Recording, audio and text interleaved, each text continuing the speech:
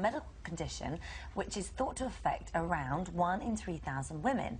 It means that she has 2 vaginas. But Hazel's condition is even more complicated, making her 1 in a million. She's here to explain, along with Dr. Dawn Harper. And we read through this morning going, no, I mean, it is extraordinary. But for you, growing up, when you were little, you didn't spot it, and neither did your mum.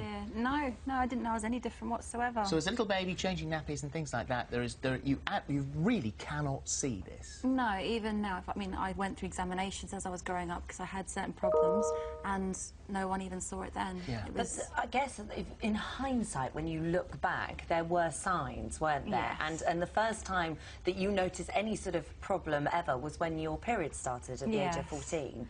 That was not fun. That was not fun, was it? Because really, you were getting 2 separate periods. Well, we should explain. They one side than the other. Yeah, we should explain before we get into that how you're built. Yeah. And how that works, because we've got to... Dawn, would you explain just here what this means? Interestingly, when your uterus develops, when you're a baby in the womb, it starts as 2 tubes.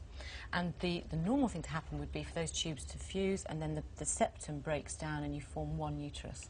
What's happened with Hazel is that septum never broke down, and the 2 tubes have made 2 separate uteruses and 2 vaginas and 2 cervixes, which obviously has huge implications for you in terms of things like smear tests and so on. Yes.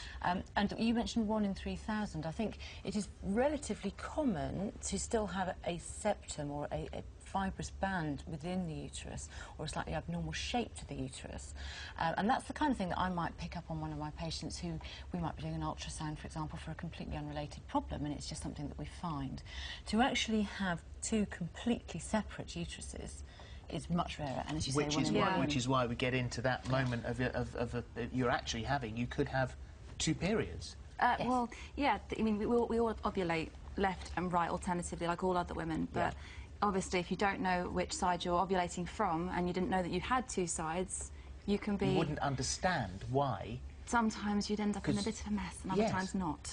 Gosh, that must... I mean, at that age, when you're just starting your period anyway, and it's all a bit confusing, it's all a bit messy, and it's all a bit horrid, it must have been terrible for you. It wasn't nice. I mean, I had friends, I'd try and explain to them having problems, and, you know, I'd say to them, they had no idea what I was doing wrong. They looked even more confused than I did. Well, because you did ask one of your friends, didn't you? And I did. I'll get you to explain this, that you didn't, you were saying, well, which My hole? more embarrassing story is when I actually did ask a friend. I said, do you have any problem working out which hole to put in? She thought I was putting them up my bottom.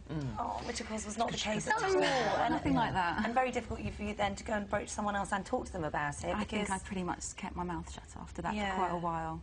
So, at what stage did you become alerted to this? Because you hadn't noticed. You had a look occasionally. You checked yourself. You went to the doctor because of your heavy periods. I was 18 before I found out.